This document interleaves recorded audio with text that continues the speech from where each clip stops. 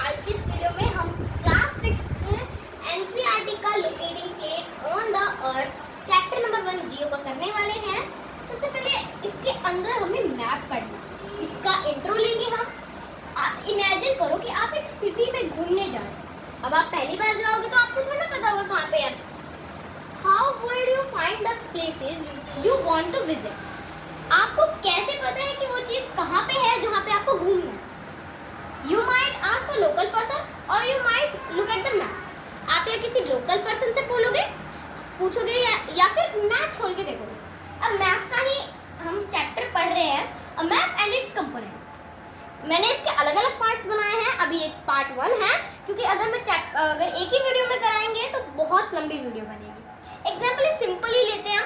A map is a representation or drawing of a city, town, country, simple area, district or a large area like continent.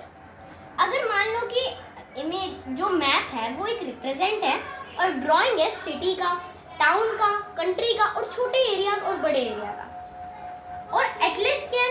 Atlas in maps का collection है। मान लो आप किसी city में जाते हो, तो अगर आपको किसी एरिया में घूमना है, जैसे आपको 2 एरिया में घूमना है, तो आप 2 मैप लेके थोड़ी ना चलोगे।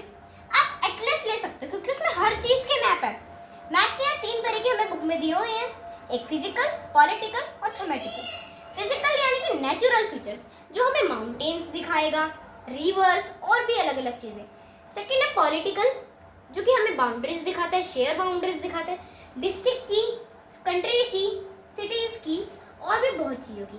थर्ड है थीमेटिकल मैप, जो हमें स्पेसिफिक काइंड दिखाता है, जैसे कि मुझे जानना है कि इंडिया में सबसे ज़्यादा रेन कहाँ होती है, तो ये थीमेटिक मैप हमें बता सकता है। अब मैप तो हमने पढ़ लिया इट्स कंपोनेंट, अब हम इसके कंपोनेंट्स पढ़ेंगे। 3 तरह के कंपोनेंट होते हैं, सिंबल, डिस्टेंस और डायरेक्शन। अब इनका मतलब क्या है? सिंबल यानी कि अगर आपको कोई मैप पे देखना है, अब जैसे ट्री का सिंबल है, जैसे ये ट्री का सिंबल होता है, अगर मैं इसे ग्रास के सिंबल से एक्सचेंज कर दूं तो मैप पूरा गलत हो जाएगा।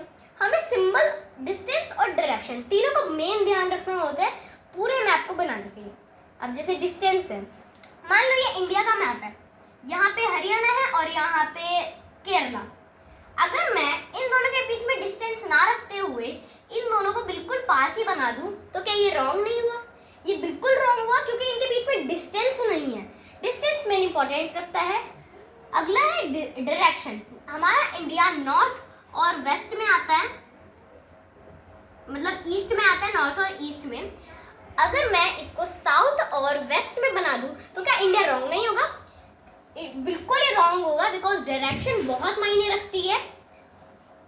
ये तीनों ही ऐसे कंपोनेंट्स हैं, अगर ये गलत होते हैं तो आपका पूरा मैप गलत होगा। और thank you for watching this video. ये पूरे वीडियो से आपको मैप एंड इट्स कंपोनेंट्स के बारे में समझ आ गया होगा। ये एनसीईआरटी बुक का चैप्टर 1 का पहला कंसेप्ट है। इसके बाद जो नेक्स्ट वीडियो आएंगी वो अगले कंसेप्ट्स पे होगी।